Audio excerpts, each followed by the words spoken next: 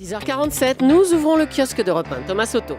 Et ce matin, Julie, pour vos journaux, c'est bien le visage de François Hollande qui illustre le mieux l'échec de la gauche. Il est condamné à changer en une d'aujourd'hui en France.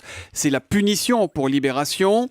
L'Humanité évoque un désaveu massif. L'UMA qui a choisi une vieille affiche de campagne du candidat Hollande, toute déchirée pour illustrer son titre. Quand le Figaro parle d'un tsunami bleu qui déferle sur Hollande, l'opinion reste dans la métaphore aquatique, mais choisit le mot déferlante. Une déferlante mise en dessin par CAC.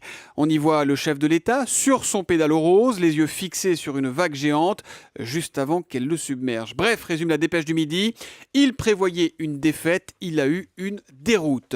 Finalement, un des rares sourires de la gauche ce matin, c'est celui d'Anne Hidalgo avec son pari gagné. Paris avec un S, comme l'écrit Direct Matin. Anne Hidalgo qui fait aussi la une du Guardian, le quotidien britannique qui salue la première femme élue maire dans l'histoire de Paris. Anne Hidalgo qui, je vous le rappelle, sera l'invitée de Jean-Pierre Elkabbach tout à l'heure à 8h10 sur Europe 1. Ce sera sa première interview de maire élu à Paris. Dans la presse régionale aussi, c'est du 100% élection, Thomas. Quelques exemples, c'est Gaudin le patron pour la Provence, la Reconquête pour l'Union de Reims ou encore la grande bascule pour la Nouvelle République des Pyrénées. Les Échos font eux aussi de la politique. La vague bleue contraint Hollande à remanier vite. Mais juste en dessous, en une, on trouve un petit papier qui va faire parler dans les prochaines heures. Le déficit a dérapé de 4,3% en 2013. C'est bien pire que ce qu'espérait Bercy. Un niveau de dette publique qui va contrarier Bruxelles. Mais aussi, écrit le quotidien économique, restreindre les marges de manœuvre du probable futur gouvernement pour envoyer des signaux à l'électorat de gauche, comme le réclame pourtant déjà une partie du PS.